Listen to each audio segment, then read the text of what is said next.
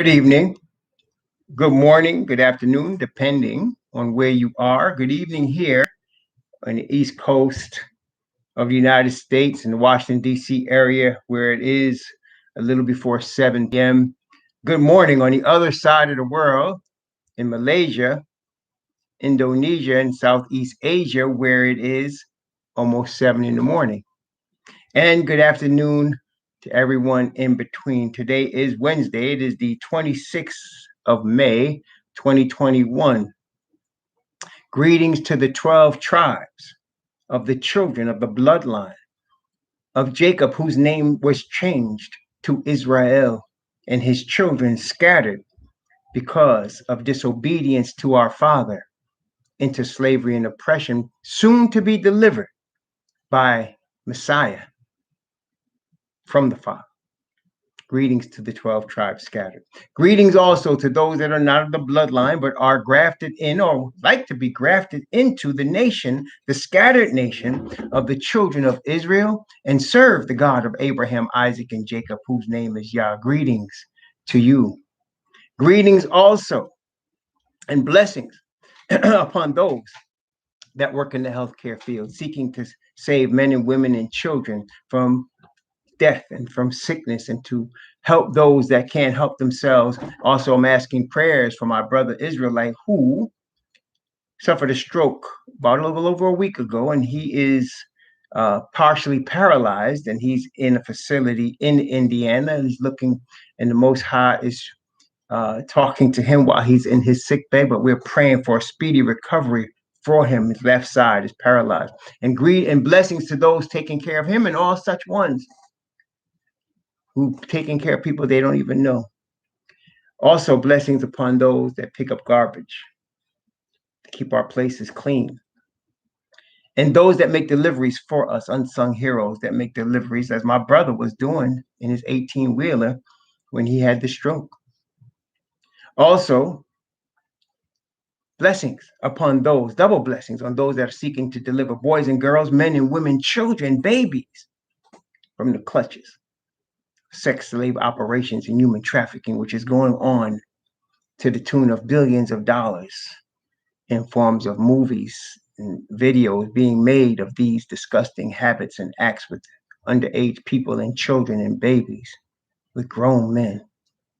Curses upon the perverted ones who are behind and support this industry. Finally, blessings on those helping the homeless, 500,000 men, women, and children, families, and veterans in the United States of America, sleeping on the street this night, and millions of others around the world, multiple millions in the same situation, even worse conditions. Blessings on those helping such ones, and on them themselves, for theirs is the kingdom. Excuse me, it is very hot today. I don't know if it's probably 90 degrees, I guess, where we are today. And your brother here is too cheap to put on that air conditioning yet. I'm going to wait until we get to June before we start talking about air conditioning, because I don't want to put that money out right now. So, so I take cold shower today, and I'll probably take another one after this. And yes, you're going to see me sweating and grabbing my trusty white towel here. All right. So it would be 3 years this November, about 3 years ago. So it's like 2.5 years at this point. 2.5 years ago, there was a man and his wife, and they had 3 children, 2 teenage daughters and a little 10-year-old boy. The man was giving the wife a bit of a tough time, in that he became more and more controlling, to the point where he wanted to know where she was every moment of every day, what she's going to wear, he chose, to the point where when they had sex, he had made an appointed time, and if she wasn't prepared when he came for her, he would physically abuse her. This went on for a while, till finally the wife, she was going to a gym with her husband's permission. And finally, at the gym, she met another person who became her lover. This person was a woman. So the wife took a woman lover. The husband didn't know about it. Finally, after that affair, this lesbian affair went on for a number of months, the wife approached the husband and told him what was going on. And to her surprise, the husband was glad. He did not mind her having an affair with another woman. His idea was that maybe they would have a threesome eventually. Well, the wife and her lover informed him not only were they not interested in the threesome, she wanted a divorce so she could be with her woman. This all led up to Thanksgiving of 2018. In Thanksgiving of 2018, now the wife and the husband are separated. And the wife takes her 3 children to grandma's house. A lot of people do that on Thanksgiving. Grandma's house. That's her mother. So they go to grandma's house, and it was in the country, over the river and through the woods. For real, it was in the country somewhere. Grandma had a big spread. Grandma, 89 years old. So the wife goes there with her 3 children to grandma's house.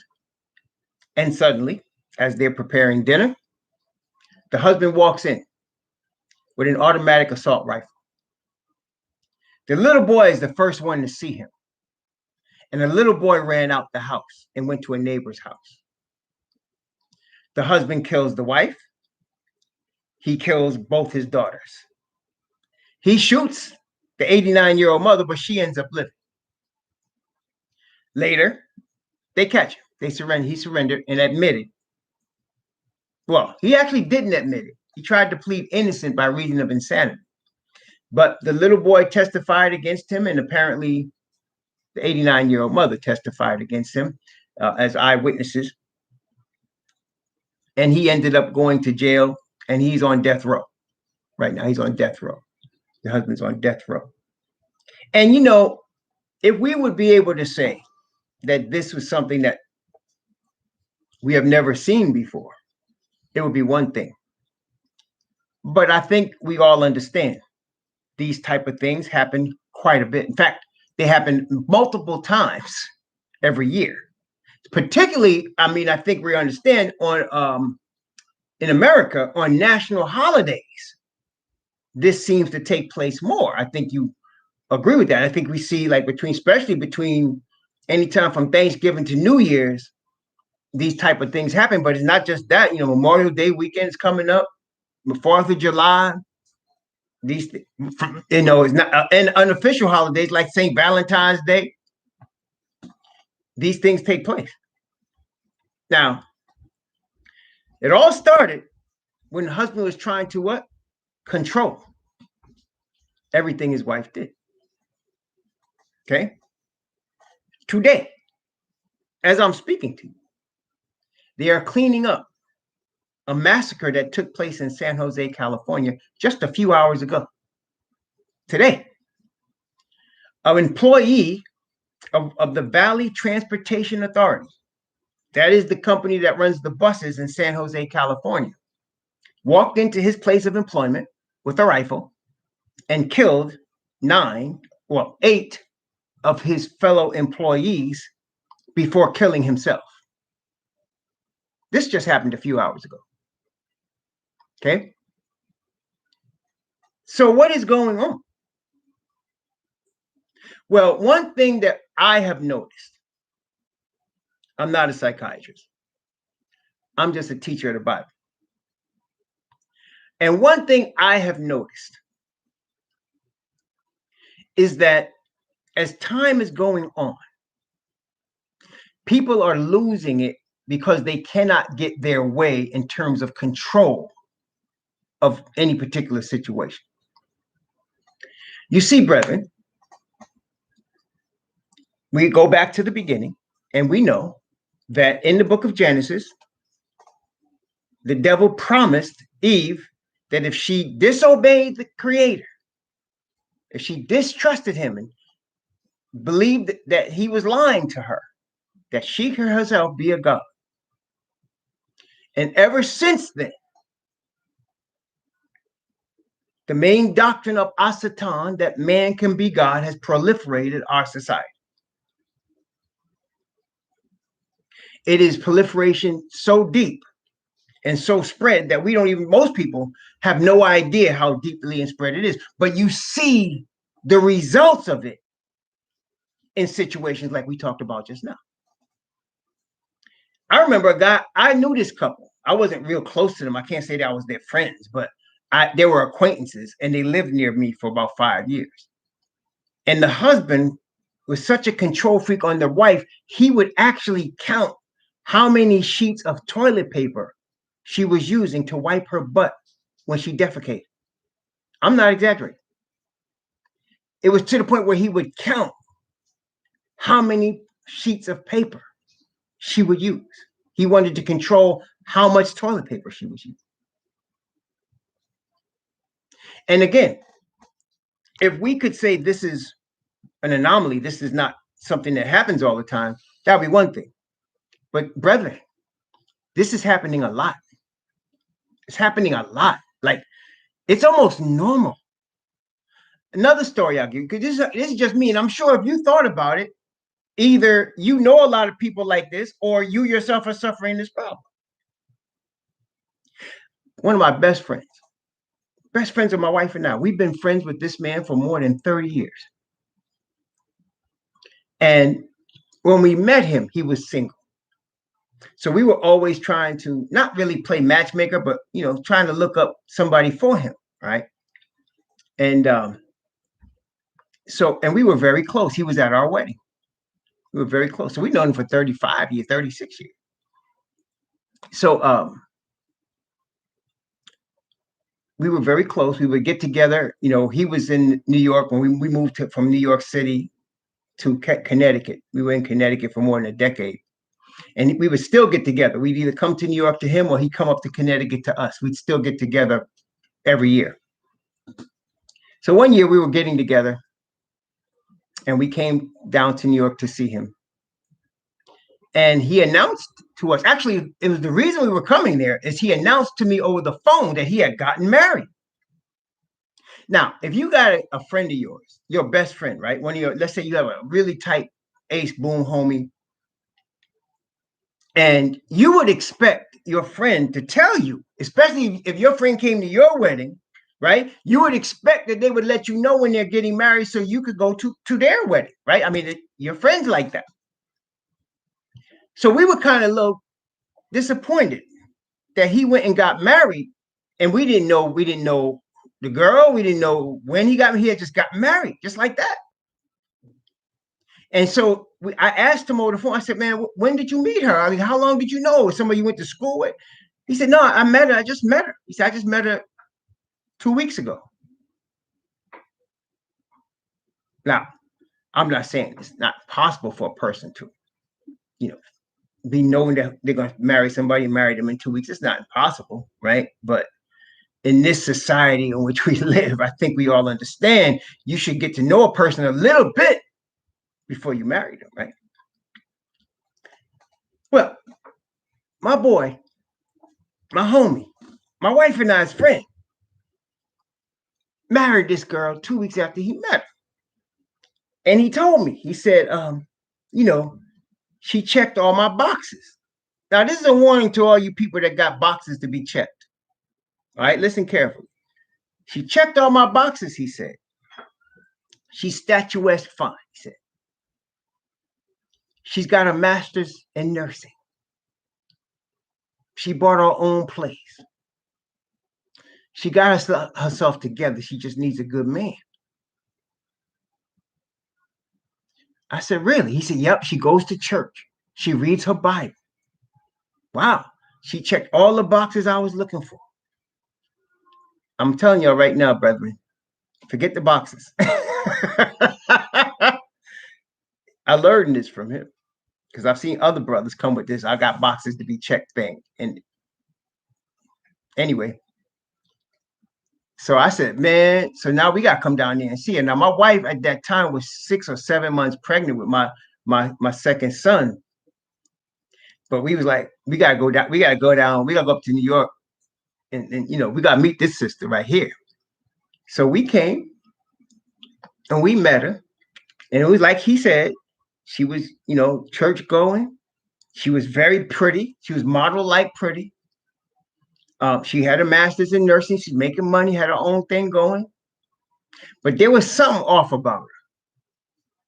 My wife and I both noticed it. We couldn't put our finger on it, but there was something off about it, right? We upbraided him for doing this, getting married and not telling us. He said, but it happened so fast. I said, yo, but you're supposed to let us know something. I mean, something. He said, I'm sorry, blah, blah, blah, blah, blah. So we got together, we was hanging out. So we both noticed something off. We didn't know what it was, but there was something off about her. We just couldn't put our finger on it. You ever meet somebody like that? Just like something just doesn't feel right. You can't put your finger on what it is, but there's something wrong. You can't say anything because you really don't know what it is. So about 4 months later, well, it was definitely less than 6 months later because it was the same year. About 6 months later, my wife had my son. And my man called me. He said, guess what happened, man? I said, what? He said, I just got out of jail. Now, this brother here, one of the highest integrity brothers to this day that I ever met. Honest as the day is long. I mean, we play Monopoly. He's just so honest about everything. It's crazy. Besides that, he beats us all the time. But, and totally like not a violent dude at all. So what I said, bro, what? You was in jail? Why was you in jail? He said, man, some things I didn't tell you. What happened? What you mean? He said, me and so-and-so getting divorced, man. This is like less than 6 months after they got married and met.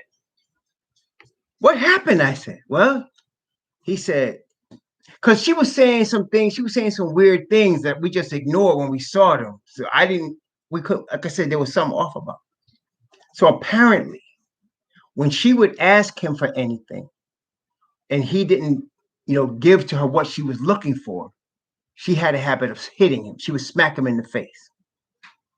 So I asked him, I said, well, when did this start? He said, actually, it started when we first met. He said, but she explained she just had this problem she was working through. And now, I said, okay. So she would smack him in the face.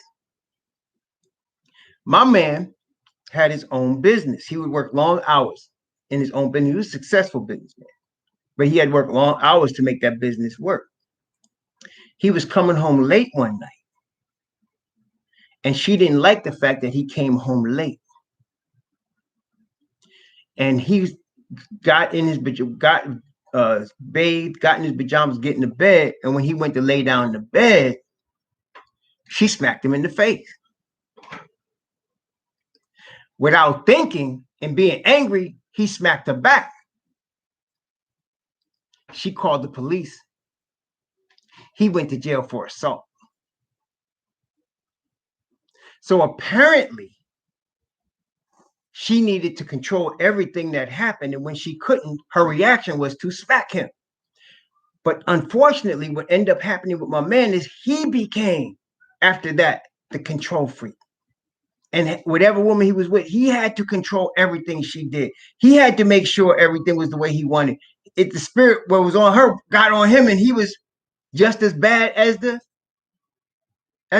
former wife. And I realized this is the age in which we live, y'all. Now, as followers of the Father, one of the prerequisites to be a follower of the Father in Messiah Yahushua is to surrender. To surrender our will to the Father, as Messiah did. Notice, I was just looking at this in Luke chapter 22. And in Luke chapter 22, Messiah makes two interesting statements here.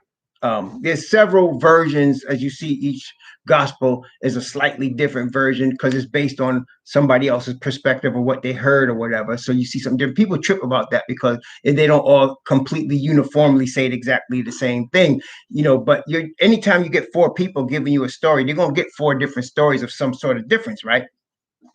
But this was Luke's version. So here in Luke chapter 22,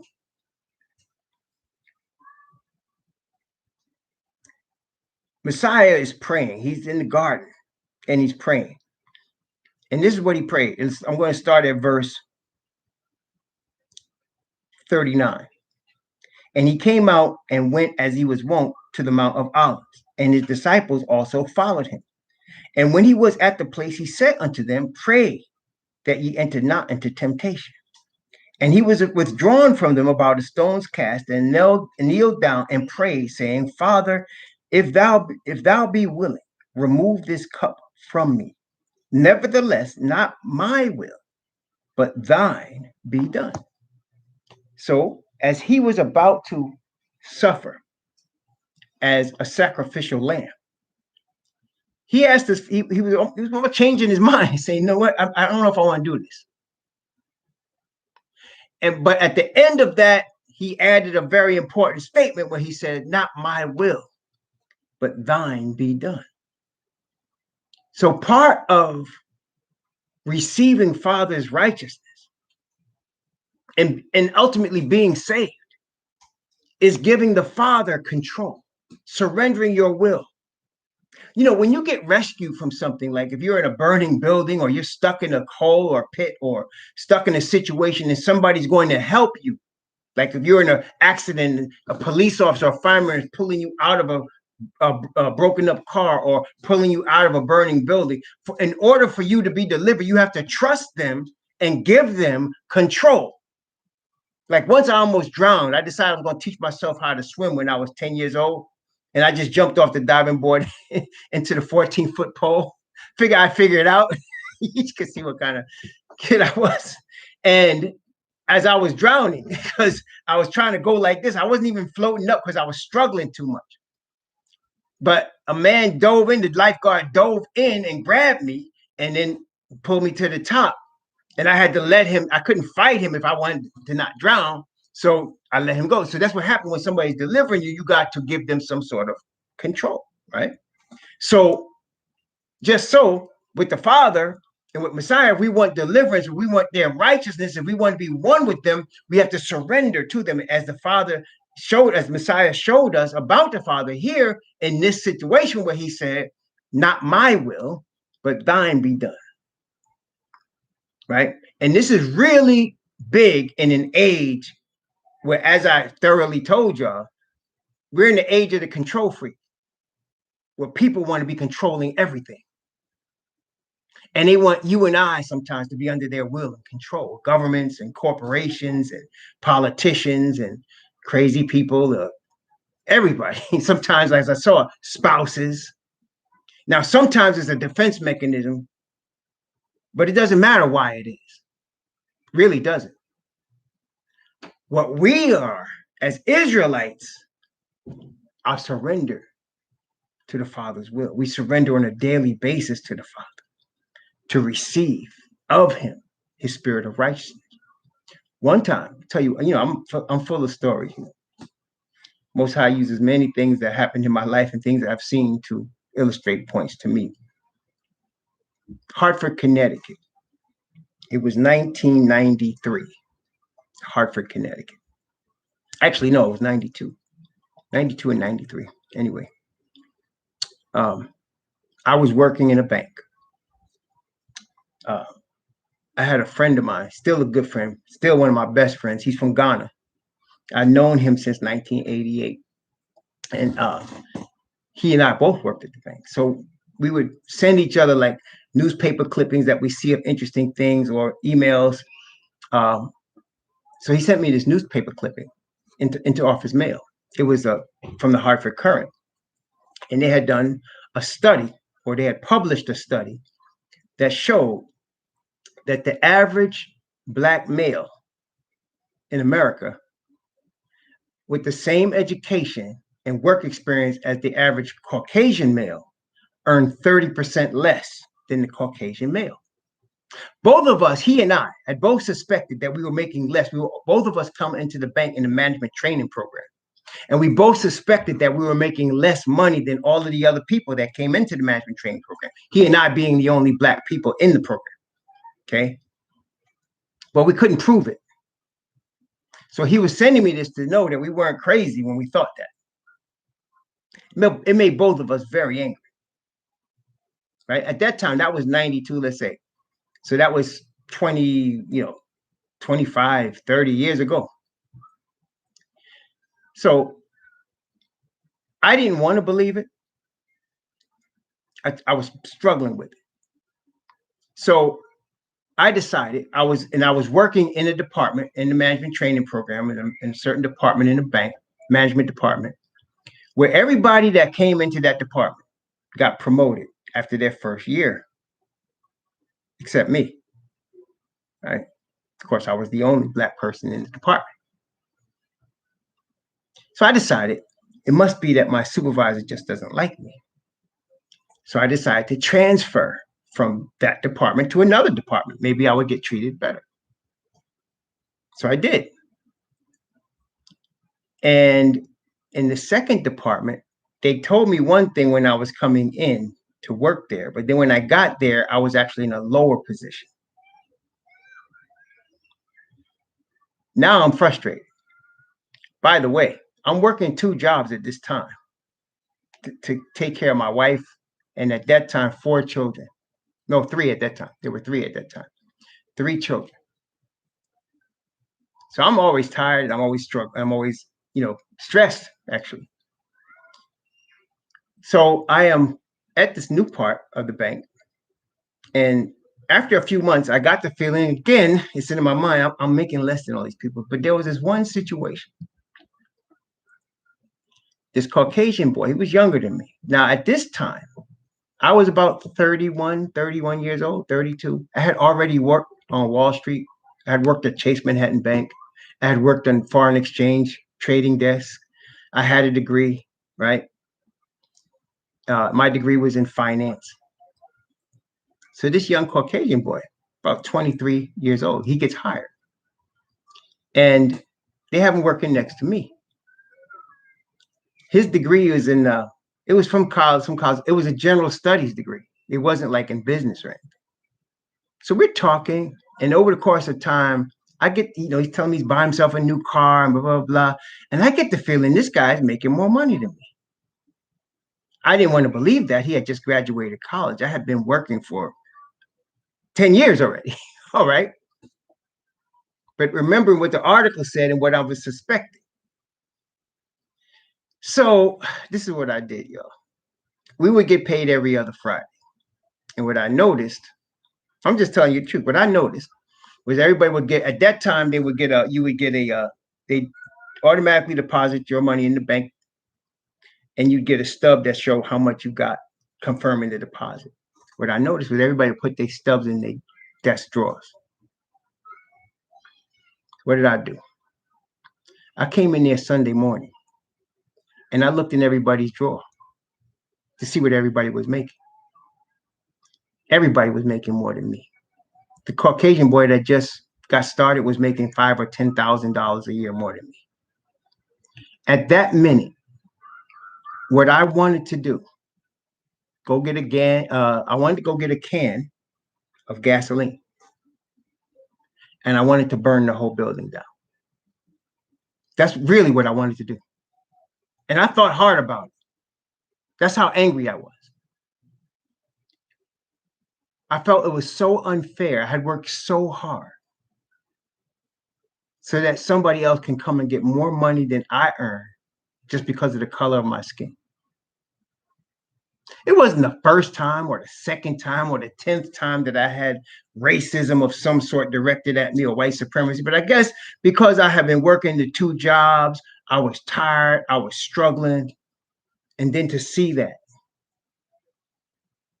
I knew I had the gasoline at my house. I was going to go back and then douse it all over the office and just light it up.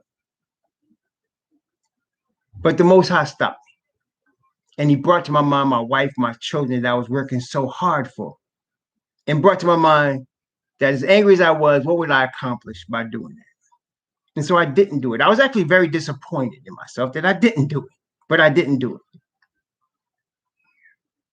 But that at that moment, I had to give control to the Father. I had to pray, and I did. Because if I didn't, I don't know what I would have done.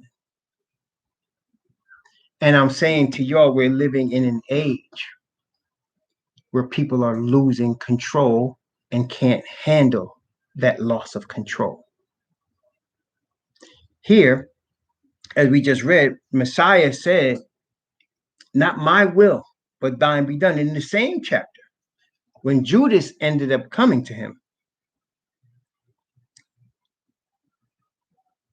notice what he said when the soldiers came to arrest him in Luke chapter 22, beginning at verse 52. Then Yahushua said unto the chief priests and the kings and the captains of the temple and the elders which were come to him, be ye come out as against a thief with swords and staves? When I was daily with you in the temple, ye stretched forth no hands against me. But this is your hour and the power of darkness. He said, but this is your hour.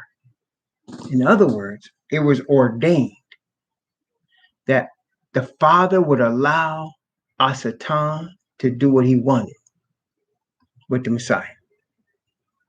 This is why the illustration is used, and the animal that's used to represent him is a lamb that was taken to the slaughter. Because a lamb is a meek animal. It's a relenting animal. It's not something that's stubborn. And when it learns to trust its shepherd, the shepherd or whoever can take it and they can get ready to cut his throat. And they did as a sacrifice. And he wouldn't budge. He wouldn't do anything. He would just let it happen. That's why Messiah was called the Lamb. He let it happen. He said, this is your hour in the power of darkness. He put his Father's will and he allowed them to take him. He said, you don't take me. He told him, he said, you don't take my life. He said, I lay my life down. And he said, I lay it down and I take it back. He said, because this I received of my Father. Brethren, whether it be governments with this MK Ultra program, whether it be individuals or churches are really good at trying to control people's mind. Really good. In fact, religion is the biggest area of mind control on the planet. Any of these entities are and will controlling the minds of people to the point where people are now trying to also be control freaks. When we decide, like Messiah did, it's not our will, but the Father's will. And we stick with his word alone. You see, this is what happens, brethren, especially with regard to religion and churches. They'll convince individuals that you must maintain a faithful membership in that church for your salvation. Now, most of them will not say it, although they might as well go ahead and do it, but they don't. But they will say you must, they're basically implying by everything they say and do in their rules that you must maintain a faithful membership in their organization for your salvation. Otherwise, you're lost. That's another way of the age of the control freak.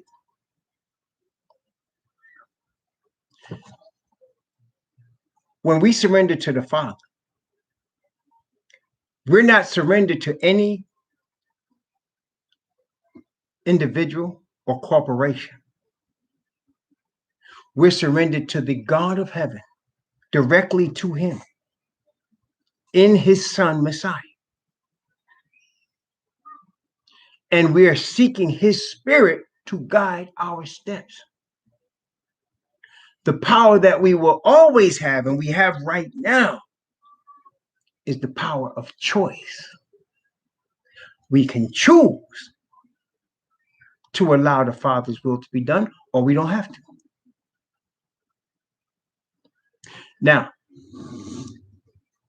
a lot of people, and I totally understand it, would blame Adam or Eve or both for the situation we're now in, because their choice brought sin on the earth. I mean, it did. When they disobeyed the Father like that and trying to be gods like that, all of these woes came. The curse was on the earth, and all of us are afflicted by the curse. But I want to say to you also, the Israelite nation is just as much to blame. Because our fathers worshiped other gods and did not surrender to the only true God who brought them out of the land of Egypt and out of the house of bondage, because our fathers worshiped the gods of the nations, wood and stone, because our fathers disobeyed Yah, the whole earth went into darkness. Because Christianity is not what Yah brought forth. It was brought forth by the pagans in the vacuum that was created by the Israelites. As we see in the Bible, Israel is his chosen people. He didn't choose any other people. They're his chosen ones. And so now, as we are drawing to a close of this earth's history in terms of this Babylonian system, it behooves us as Israelites to surrender. Surrender to our Father. Surrender in Messiah. Because the sooner we do, the sooner this will happen that we know. Revelation chapter 7. Revelation chapter 7. Revelation 7, beginning at verse 1. See, we have to take some responsibility here. If we are saying that the enslaved so-called Negro is the Israelite, the original Israelite, then that awakening also includes our understanding of our role in these situations. Now, of course, those that persecuted us, they're going to get what they got coming. All of these sons of Yafet, we saw in the book of Revelation, we saw in the book of Ezekiel, they're going to try to attack Messiah, track the Father, track the city, and they're going to lose. They're going to get what they got coming. All of the control freak corporations and the beast and all of the powers of the earth and the kings, they're going to get what they got coming. We're not worried about that. My concern, though, is my people. My people, no matter what color you are, no matter what nation you are, my people are the people that are allowing the Father and his truth and his spirit in Messiah to take possession of them. So that they surrender to him, so that truth and righteousness wins. Now, it's going to win. The only question is, where are we going to win with it? In Revelation chapter 7, we well know what I'm about to read, beginning at verse 1.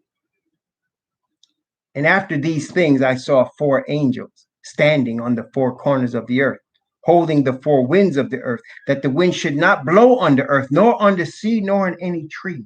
And I saw another angel ascending from the east, having the seal of the living Most High. He cried with a loud voice to the 4 angels to whom it was given to hurt the earth and the sea, saying, hurt not the earth, neither the sea, nor the trees, till we have sealed the servants of our Most High in their foreheads. And I heard the number of them which were sealed, and they were sealed 144,000 of all the tribes of the children of Israel. This is what we're seeking. This is our hope. The seal of the Father's Spirit of righteousness is our hope.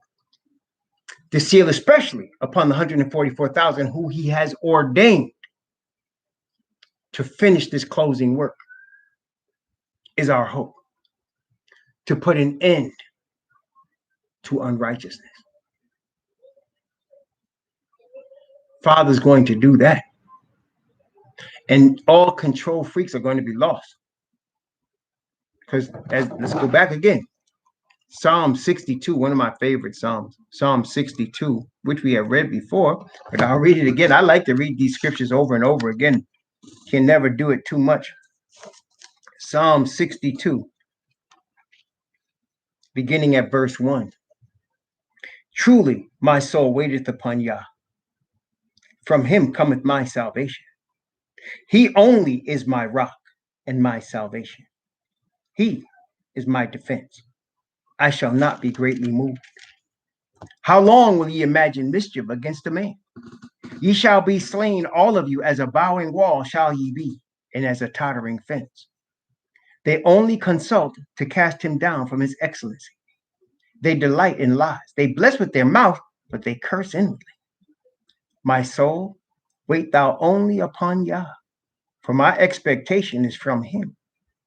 He only is my rock and my salvation. He is my defense. I shall not be moved. In Yah is my salvation and my glory. The rock of my strength and my refuge is in Yah. Trust in him at all times, ye people. Pour out your heart before him. Yah is a refuge for us. Surely, men of low degree are vanity, and men of high degree are a lie. To be laid in the balance, they are altogether lighter than vanity. Trust not in oppression. Become not vain in robbery. If riches increase, set not your heart upon them. Yah has spoken once. Twice have I heard this, that power belongeth unto Yah. Also unto thee, O Yahweh, belongeth mercy, for thou renderest to every man according to his work. Yes, power belongs to the Most High. Control belongs to him. And for us to be delivered, we must surrender ourselves to that power and that control that's above the heavens, above the earth, that has created everything that is. But don't be surprised, sadly, that you're going to see more and more, we already are, more and more of these incidences of people shooting employees. Just the other day also, a man and a woman was walking down the street on vacation in Miami Beach, Florida. Another man was sitting at the bus stop waiting for the bus on the bench. The two people walked past the man waiting at the bus stop, and the man suddenly, without provocation, and didn't know the couple, beat both the couple to a pulp, snatched the husband first, and pummeled him. And as the wife came to help him, he beat her down. Both of them had to go to the hospital. After he did that, he walked away, just walked away like nothing happened. They caught up with him. He was probably mentally ill, but this goes to show you how, because of the power of the Father's Spirit withdrawing from planet Earth, withdrawing, he said, my spirit shall not always strive with man. As he's withdrawing his spirit upon those that are rejecting it and sealing those that are receiving him or surrendering to him, not to no denomination or church or organization or other individual, to the Father. As you're doing that, you're going to see more and more of these things. And why, at the end, all of these people who are control freaks are going to also, and are not realizing, they're also surrendering to the ultimate control freak, Satan. And they worship the dragon, which gave power unto the beast. And they worship the beast, saying, who is like unto the beast? Who is able to make war with him? They worship the dragon, which gave power unto the beast. Brethren, that's what's going on. Don't be surprised, but let us always pray every day, not only for our will to be surrendered to the Father, but as Messiah to be prepared for the day, because you never know what's coming. That's why I always say to people, be safe. Be careful. Enjoy yourself, but be careful. Keep your eyes open. It's the age in which we live. Anything can pop off at any time. I noticed that when my wife and I from New York, when we was in New York, we lived in Manhattan. And in Manhattan, people used to think it was like, it had its times, no question, right? Especially during the age of crack, when that came out, it was bad. But there were still places in New York you could go and you could not be molested or bothered by anybody. And there was places that you knew not to go at night. You just knew there were places like, you don't want to go jogging through Central Park at midnight. That was stupid. Everybody that did would get robbed eventually, right? You don't want to get off the subway at night and in the subway stop that was desolate. You want to get off a subway stop at night where everybody's getting off at the same time. There's these things as New Yorkers you just knew, right? And if you did those things, if you were careful like that, the likelihood of you getting, robbed or something was small. If you, knew those rules. But when I moved to Washington, D.C., it was the first time in my life that I saw things pop off like shootings or rapes or at any time in the day. It could be noon, it could be midnight, it could be any time in between. It could pop off at any time. And I thought it was just Washington, D.C. No. See, I had been living in the country for a long time. The Most High sent us up to New Hampshire. I was on 173 acres in the middle of nowhere where he was dealing with me on things, and for 5 years. Then from there, we moved to, southwestern Virginia. You want to talk about country. You want to talk about rednecks. So then when I came up to DC, it had been a while since I had been in any type of real city. And so I saw things, pop off at any time of the day. People get jumped at 2 p.m. Women get raped in parking lots at noon, crazy. And I realized it wasn't just that DC was worse than New York. It was the age in which we live. It's the time. People are losing it because they're losing control, because they all want to be in control and they want to be gods. They don't realize it. They're actually surrendering to the control freak who's controlling them, and they're losing the spirit of the Father. And it's happening more and more and more. So I say to you all today, pray to your Father in Messiah's name. Surrender to him. Ask him for his spirit to guide your steps, that you let him control, and he will guide you in righteousness and peace and truth. He will protect you and guide you to places that you can avoid these things, because you're going to see more of it. Until then, let us keep each other in prayer. The Most High bless you and keep you. May he cause his face to shine upon you and be gracious unto you. May he lift up his countenance upon you and give you peace. Shalom.